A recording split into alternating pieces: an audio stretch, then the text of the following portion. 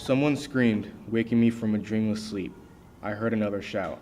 I immediately went to the window that overlooked the moon-soaked gardens my sisters, Mary and Martha, and I lived beside. There was more shouting now. Something was happening in the garden. The fire from their torches burned between the olive trees, lending their wide trunks a menacing glow. I threw on a sheet from the bed and sprinted towards the noise to see for myself. It sounded like someone was in trouble.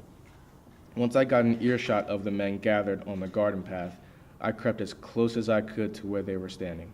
Pressing my back against the cold bark, I strained my ears to try and make out what they were saying. Am I leading a rebellion, that you have come out with swords and clubs to capture me?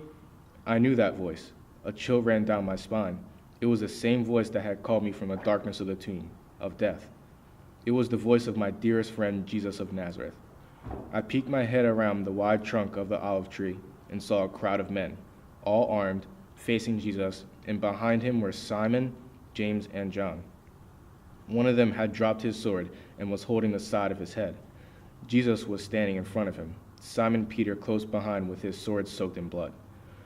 And although the man's hand was covered in blood, I could see no wound, only a look of pure astonishment on his filthy face.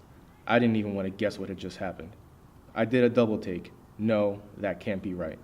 Judas, one of Jesus' 12 disciples and friends, was standing with the armed crowd. Not only standing with them, it looked like he was their leader. Jesus looked him straight in the eye. It was clear that he had been betrayed. I would have expected a glare at the very least, but he looked at Judas with nothing but love. Jesus was like that. Every day I was with you, he said, teaching in the temple courts, and you did not arrest me, but the scriptures must be fulfilled. The armed men took that as their cue and seized my dearest friend like a criminal. Simon, John, and James disappeared into the garden before they could be arrested too.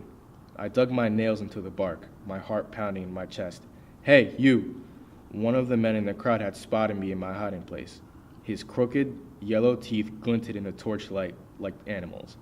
Stunned, I stood there watching as he stormed towards me.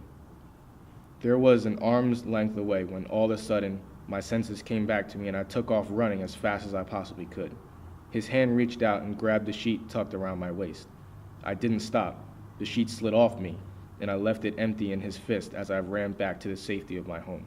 I could hear them shouting and laughing as they paraded Jesus to the high priest for judgment. I was no better than Judas.